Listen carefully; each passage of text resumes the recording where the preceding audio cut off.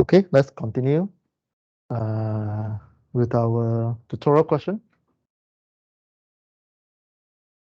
So you're given a sample, and this sample is having a diameter, a round sample, with a carbon steel pulled to the failure in the tensile test procedure.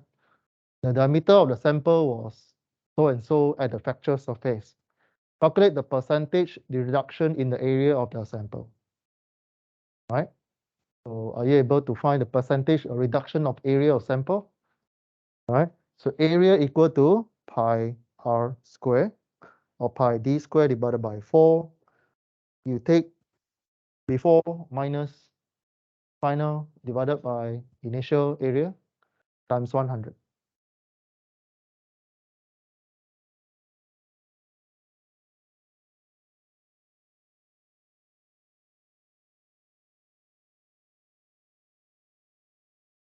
Okay, you try to calculate, see if you're able to find.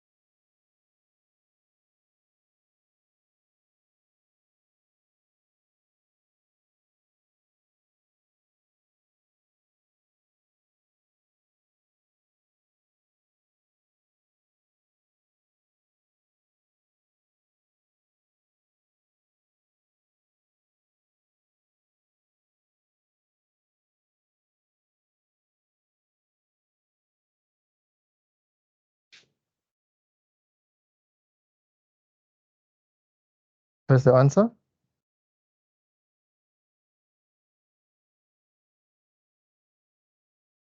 2.5%.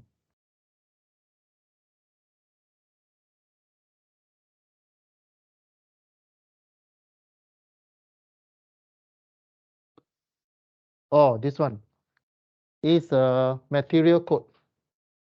Under American, there is a steel, especially alloy. We call it alloy steel or alloy. You're given 4 numbers. This 4 number will tell you how you mix the material. Okay, it's a code. It's a code like how many percent or 1030. 1 means something, 3 means something.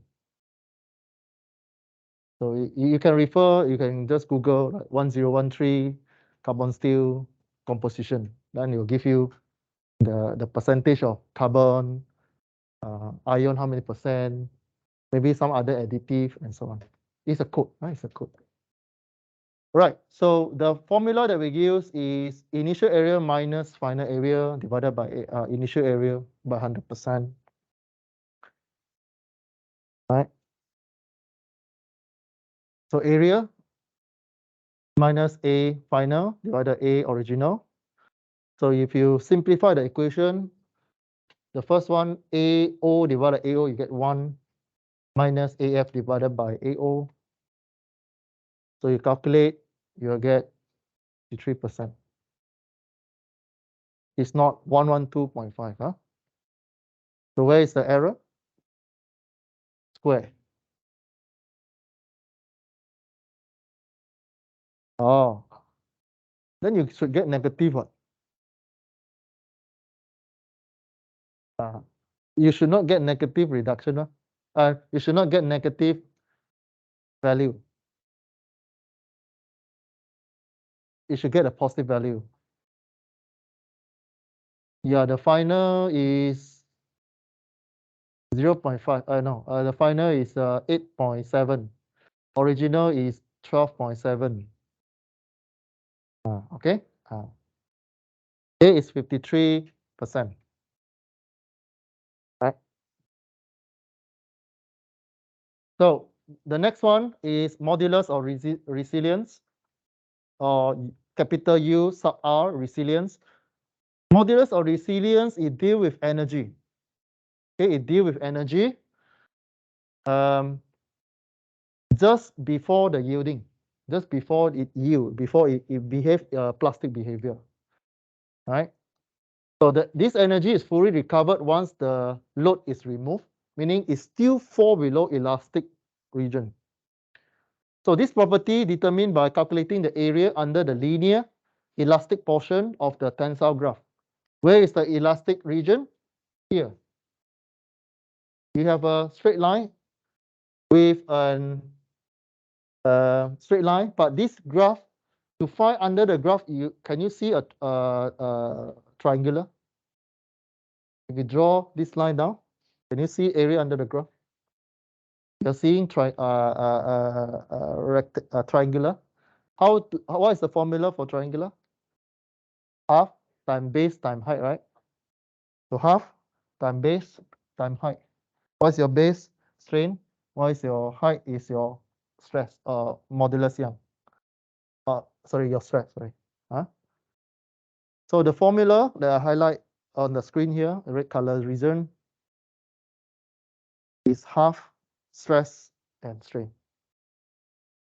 So your lab report should able to find the modulus of resilience.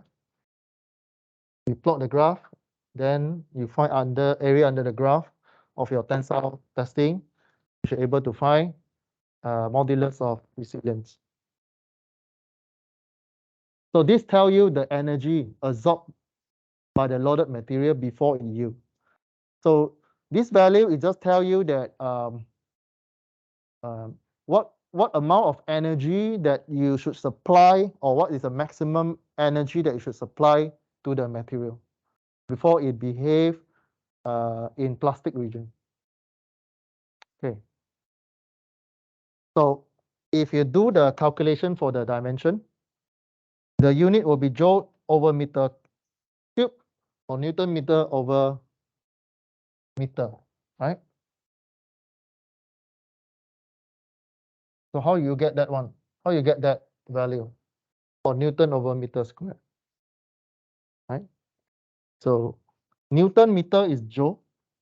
So you convert from here, Newton over meter is the stress divided by strain. Strain, you know that it is dimensionless, but the strain is Newton over meter squared. So mathematically, you add one more meter above and below, it become a volumetric parameter. You add a meter above and below. So above will become Newton meter, below will become meter cube. It will become Newton meter over meter cube. This one is volumetric parameter. Newton meter is work done. You learn in your engineering dynamics, force and distance. You get a work in the unit of joule.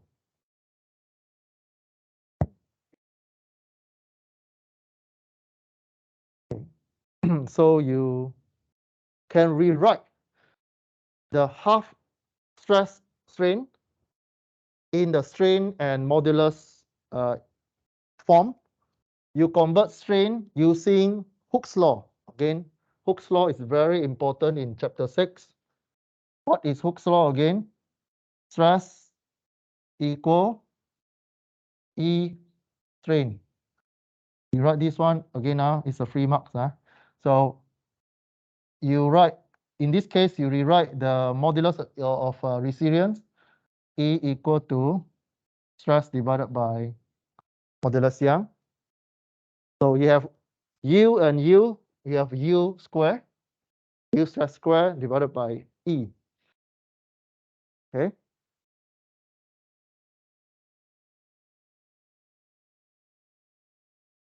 So you can actually find resilience, module of resilience from the U stress. You can find from the U stress. You only need U stress and the modulus Young. So from the table itself, actually you can find modulus of resilience. The next, toughness. Modular toughness is the area under your stress strain curve until it fails. Modulus of resilience is only elastic, but the toughness or the modulus of toughness is area under your tensile graph until it fails. Right? So it's a combination of strength and ductility behavior.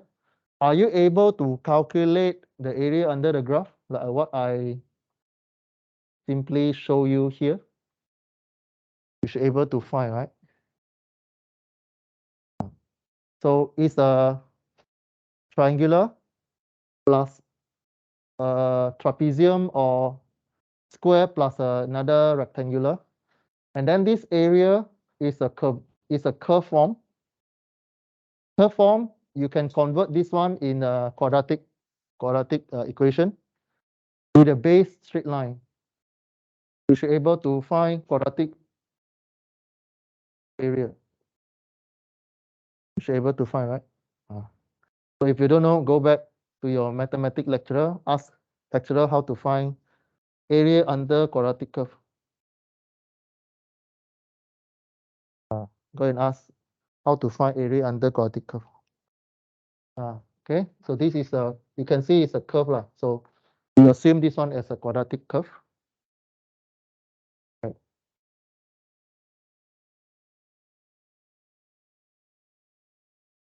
The rest you read, huh? Okay, let's apply what we learned 5 minutes ago. Given a engineering stress diagram, so if good that you can download the tutorial lah, huh? So every time if you come to class with the tutorial, you will be very helpful. Find the modulus of resilience and toughness of the material.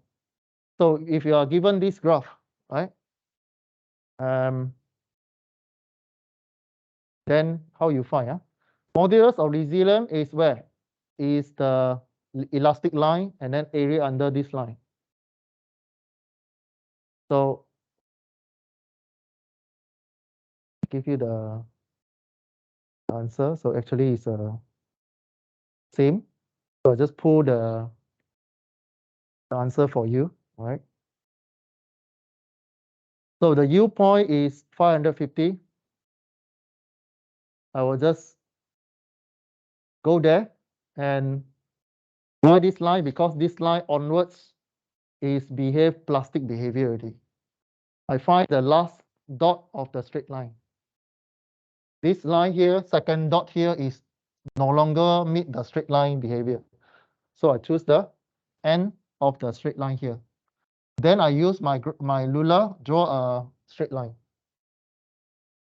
So on the left, read carefully, on the left is in pound per inch, pound per square inch.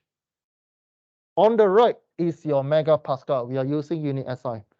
So don't use value on the left, but use value on the right. This is also one of the track that I will use in coming assessment. I tell you already, these are one of my track that I'll set in the assessment. Don't read the wrong axis. Left hand side is imperial, right hand side is the unit SI. Use the unit SI one. Go to the graph, then look carefully which one is which one. So draw a line, you'll get something like this one 500, this one is 550. So it's almost at the center. You can use 525, right? 525. I will have a plus minus 1% or 2% from the answer. So here, right? So you can use in your calculation, you can use 525. Right? Sometimes I will purposely set the question that you can measure by your ruler. Means here to here is 1 cm. Purposely adjust the graph that you can measure with your ruler, and then you do the interpolation. Okay. If you measure already, cannot not ngam with your ruler, then you just use prediction, right? Just a rough prediction also can.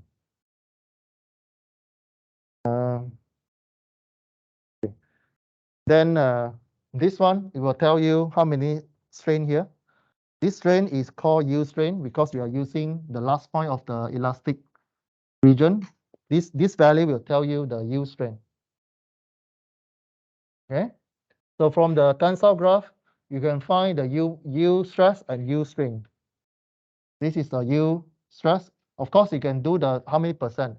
If the question doesn't ask you to do how many percent offset, just go to the graph and find the last point of the straight line.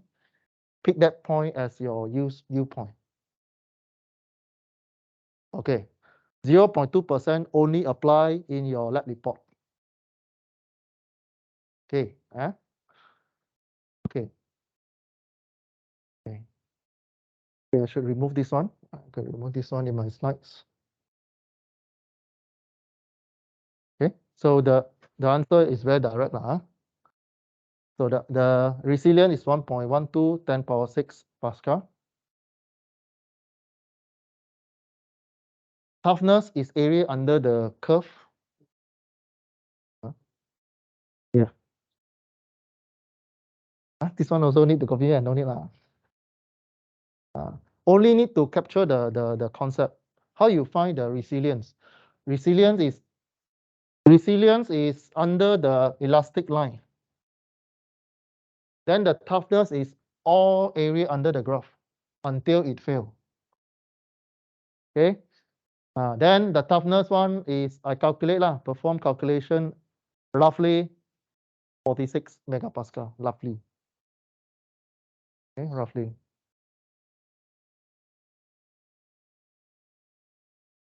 Okay, we go example 9.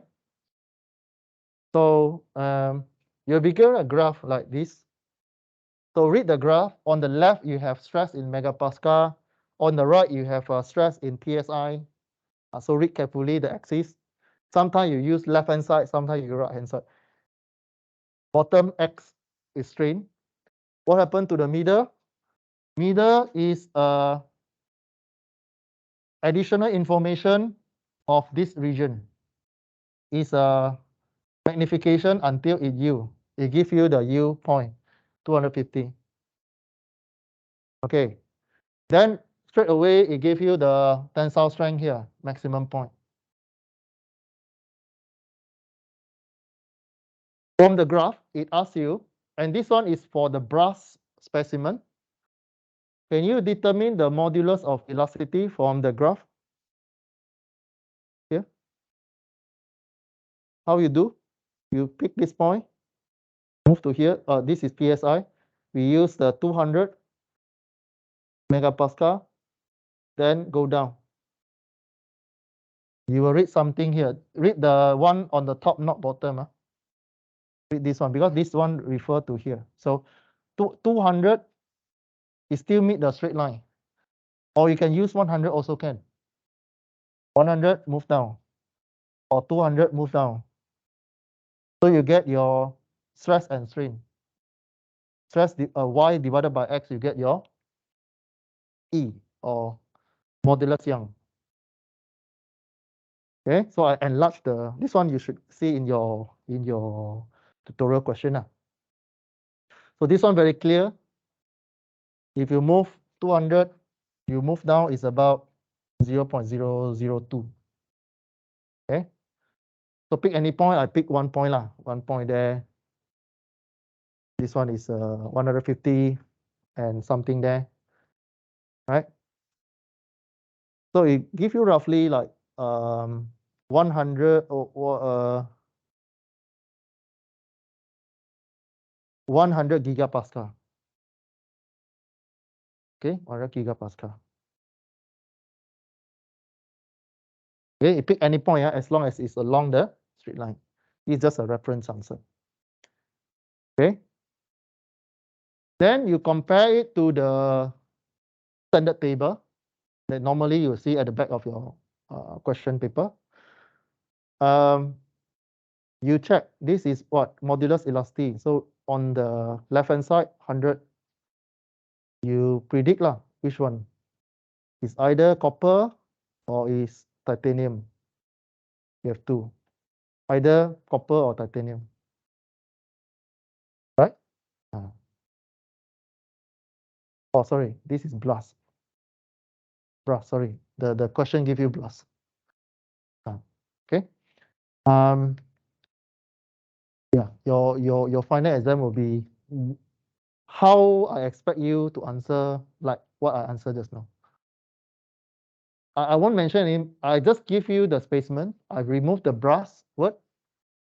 I give you one graph. You calculate, then you refer to table. You predict what is this material. So if you get like 100 gigapascal, the possible answer will be brass, copper, and titanium. The rest is out of the scope.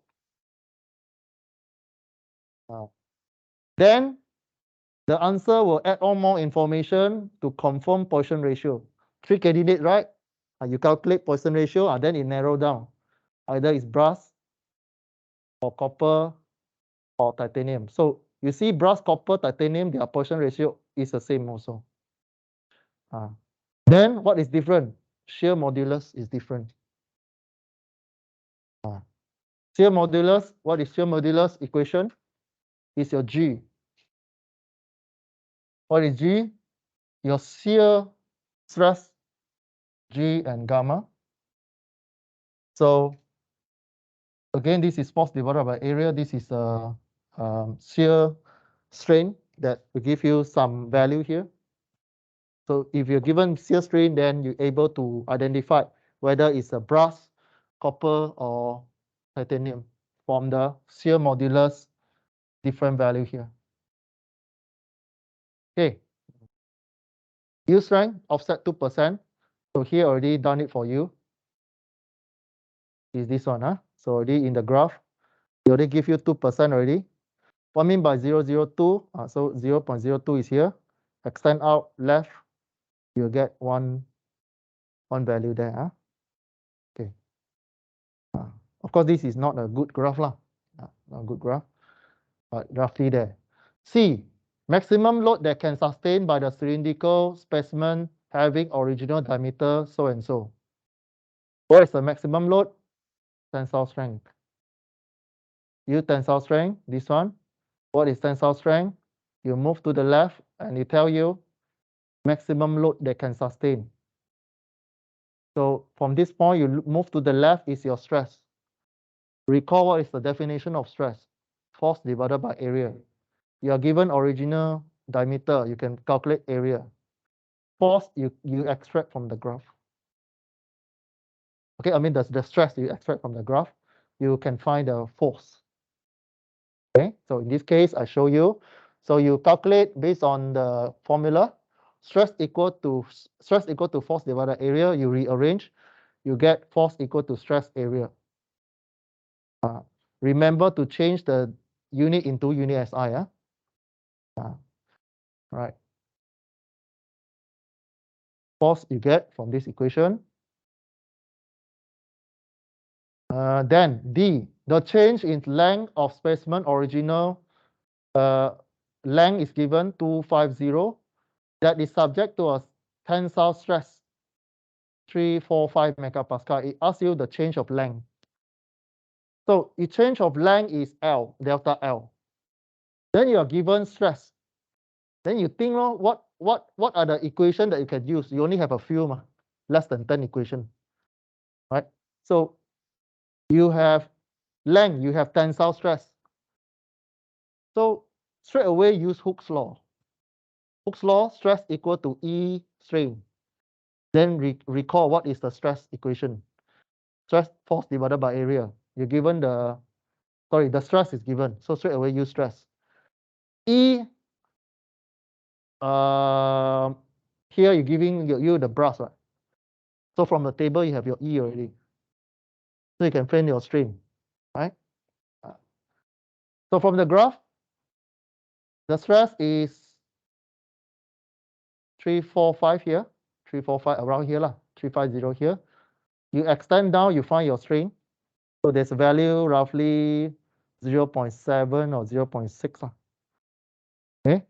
Then go to the strain definition, elongation divided by original length. Substitute, you get the change of length. Okay. Give in a unit meter. This is just an illustration in example in meter. Give your answer in meter. Okay. Let me see the time. Okay, we still have time.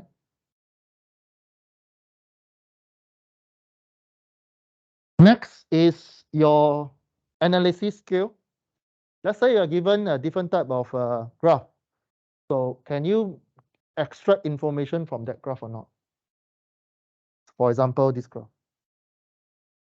So you have, again, the axis still same, stress on the left and on the x-axis, and your different kind of material here, right? So how do you explain about the behavior? You have two main character, ductile material and brittle material. So from here, you have straight line, elongation, and different curve here, right? So as you can see here, all these material, the 4 number means there's a alloy, is an alloy combination of element. So from this graph, let's say the lowest one in magnesium. Magnesium is the weakest material compared to the rest. And the fracture, the ultimate tensile strength also different, right? Ultimate tensile strength also different. Okay, the rest you read. Okay, the next one is we talk about true stress and true strain. We know that the previous definition we used, they are engineering stress or theoretical stress. You know that in the real case, material behave differently compared to theory, right? So the cross-section area spacement change continuously during tensile test, and engineering stress calculated is not precise.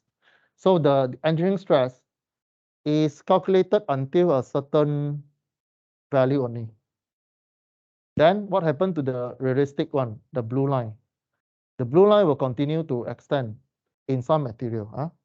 So you have a real stress and strain here. There's a formula to calculate. Right, the rest you read. The one that you can read, you read. True stress, still force and area, but here, the force here, we use average uniaxial force. A here is instantaneous minimum cross-section area of the sample. Meaning you really use laser gun to measure the change of diameter. That's why you can get the blue line. Right? 20 years ago, we don't have that instrument, but now we have that instrument. So you should able to get this one. So true strain is the integration of your dl over L, because you are continuous changing the length. So there's an integration of dl over L. So you know that 1 over L, when you convert into workable calculation, is a ln. You integrate 1 over something, you get ln, right? So it's a ln Li over Lo. Okay. Here is, again, we always use gauge length. Gauge length. There are two spelling for gauge length. It depends on a UK system or US system. Both same. Some use this one, some use this one. But still same. Different textbook use different writing skills.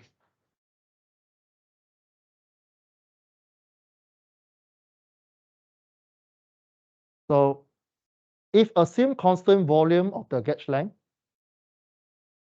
means the volume doesn't change. Then, how you calculate volume first? How you calculate volume of a sample? Area times length, you get volume, right? It's the length times area, you get volume, right? So if you assume there's no loss of volume, then volume before equal to volume after. L A before equal to L O after. Then we can find the ratio between the length after and before. So L after divided by before equal to A before and after. So before this, we already defined true strain equal to ln Li divided by Lo. You can also define in the area by assuming there's no loss of volume. Okay. So where is the safe region for constant volume is when you your sample doesn't break lah, haven't break. Then you still can use this equation. So true strain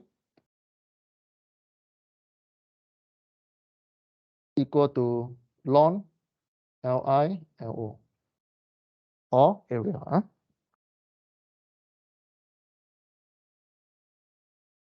All our design out there, they are not based on true stress. Just take note, it's not based on true stress because it's not safe if you use true stress. Engineering stress, they are more conservative. They are more conservative.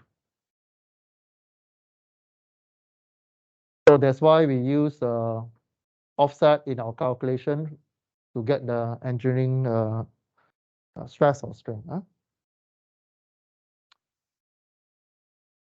So you can see there are some, this is a simplified version of a tensile graph, stress versus strain. So engineering is a blue line, true line, and then there's a computer corrected line here. So there's a conversion between the true and the engineering stress, okay, given by this equation. It's a conversion. So true equal to engineering 1 times the strain, engineering strain.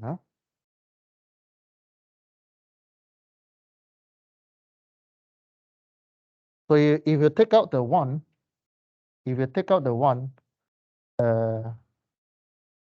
okay. So there's also another one for the strain. The stress on the left, strain on the right. Strain one is because it's ln, strain. You use ln information 1 plus.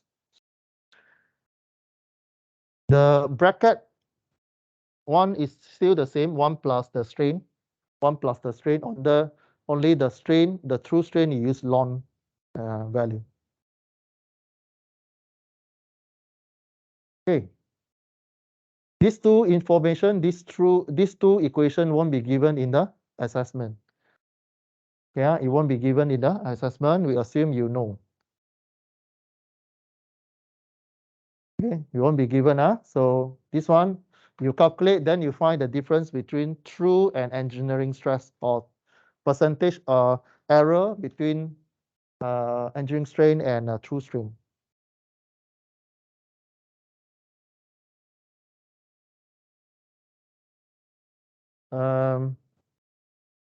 This is another equation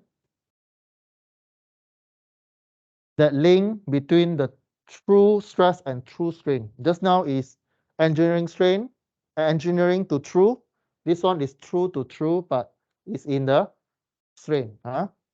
Just now the one is true to engineering. This formula that you see on the screen is true to true.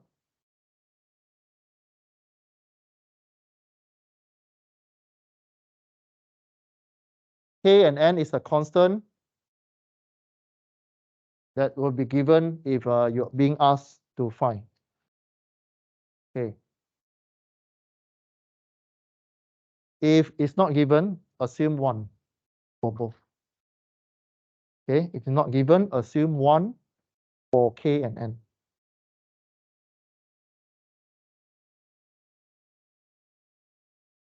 If you're given a table like this, then you cannot assume already. If you're given a table of K and N, it means this table purposely to calculate the true true stress and true strain value, referring to this table. So you have N and K, so you calculate based on the material given. For example, if the previous tutorial question, you are using brass, right? So brass give you 0.21 N and K is 585. So you can convert your strain into stress by looking at this table. We use unit SI, don't use the wrong column.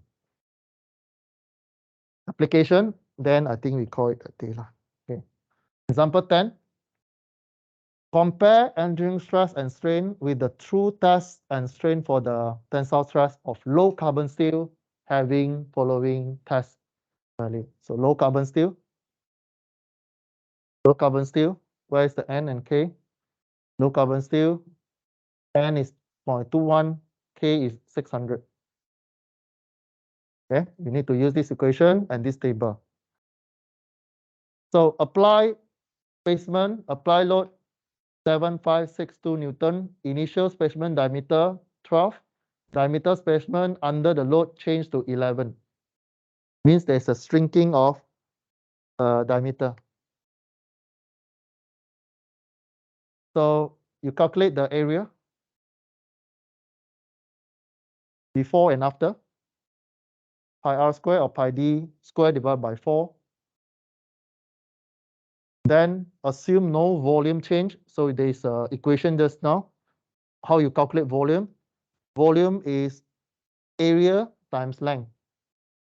Area times length before equal to after. Then you find the ratio LA equal before equal to LA after. Engineering stress, you can find force is given 7562 Newton. Area you already find just now. You can find the engineering stress 596 point something. Sorry, the notation is wrong on my slide. It's not negative, it should be positive 6. Notation wrong in my slides. It should be positive 6 become megapascal. Megapascal. Okay, notation wrong on my slides. Then strain, engineering strain you can find. All right.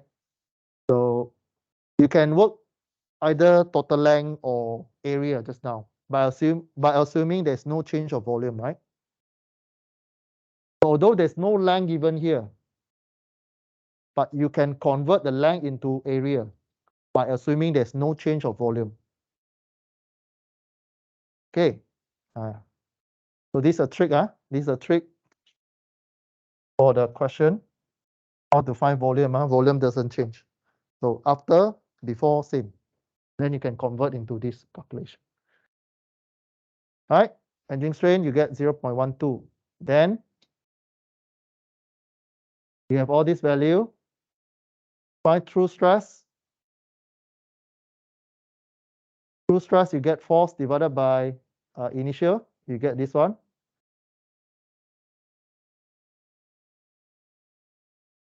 Oh, sorry, this one is after. After. True stress is after. Okay, AI is after. Strain is, you can use length or area.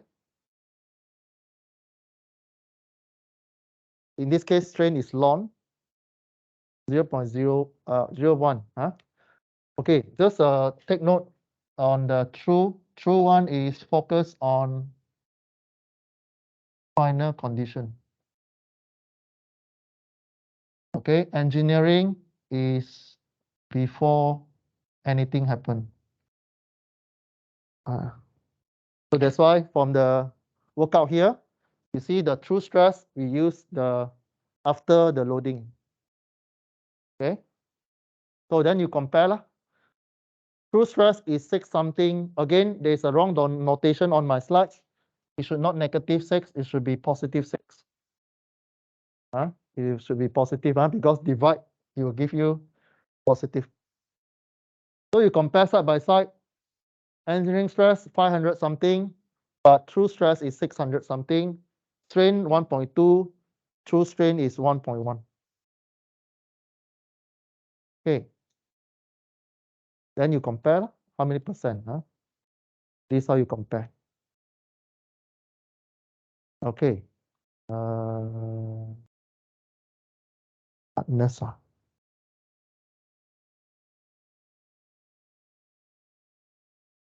me see.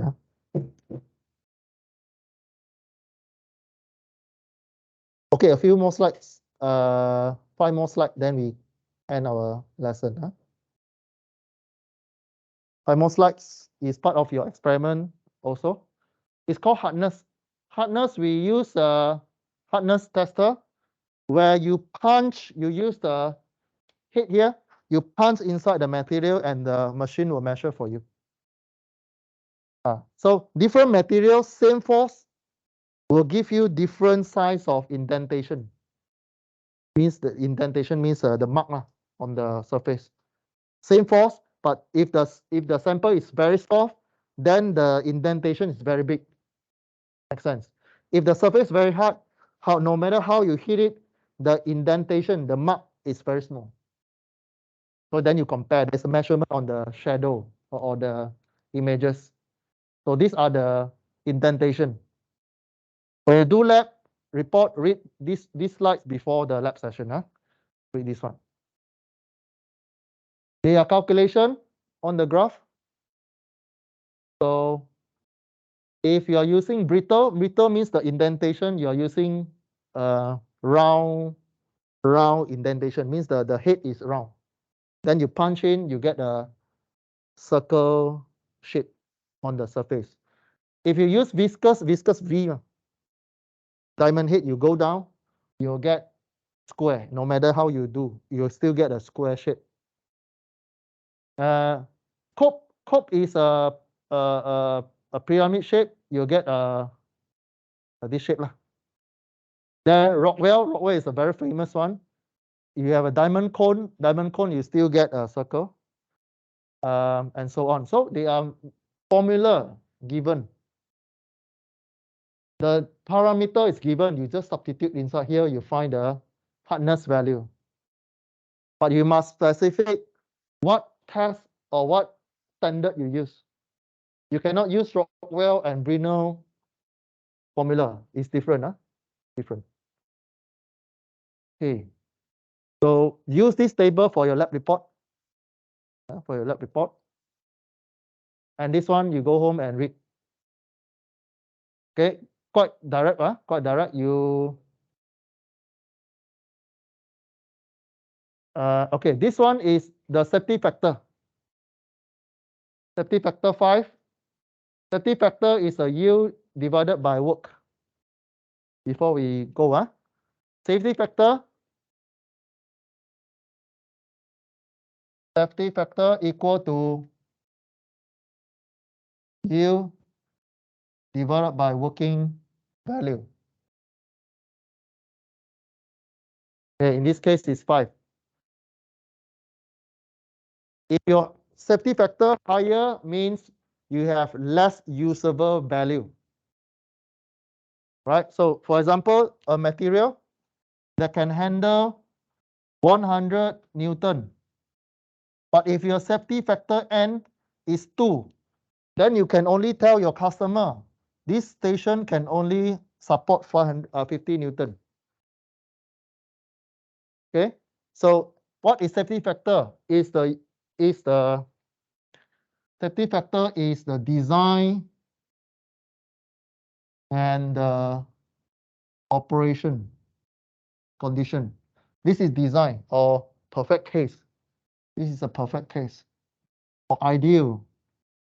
This is real value that you want to use. So for example, 100 is a yield.